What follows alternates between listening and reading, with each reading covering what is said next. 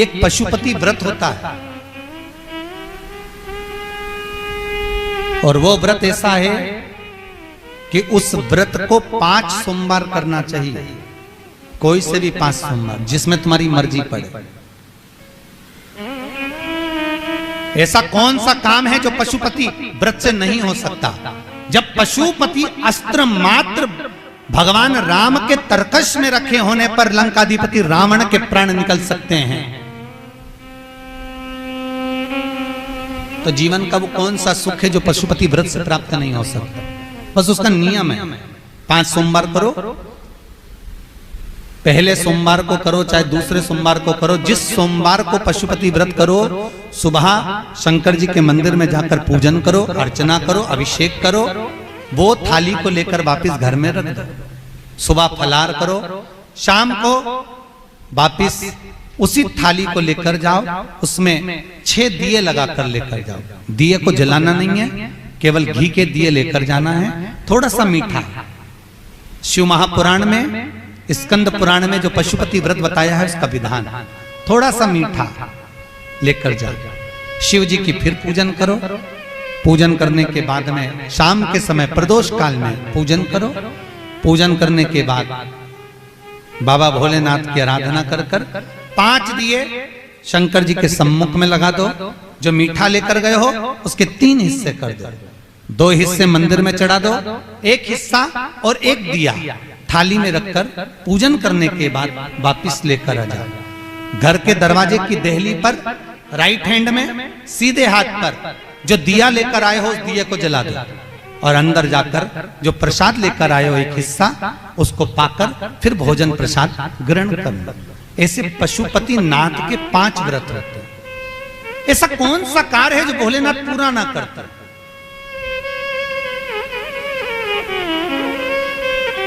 कौन सा?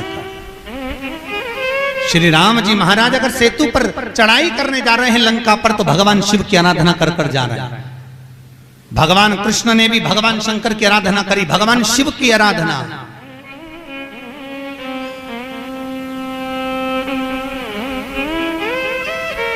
शिवर्चन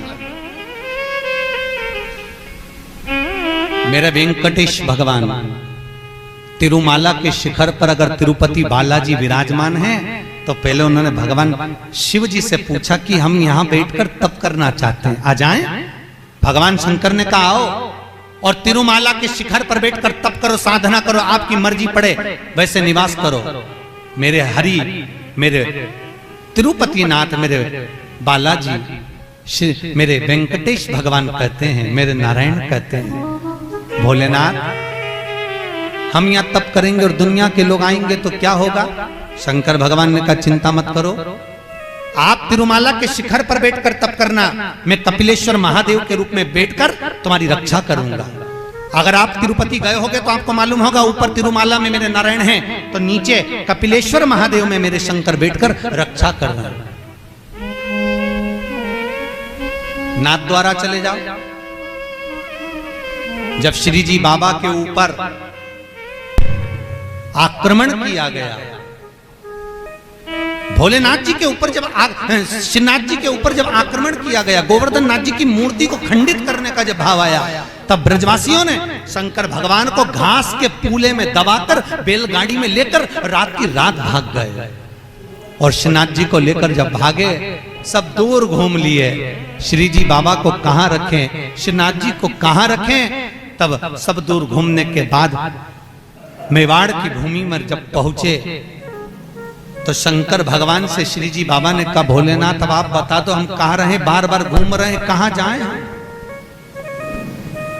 किस जगह?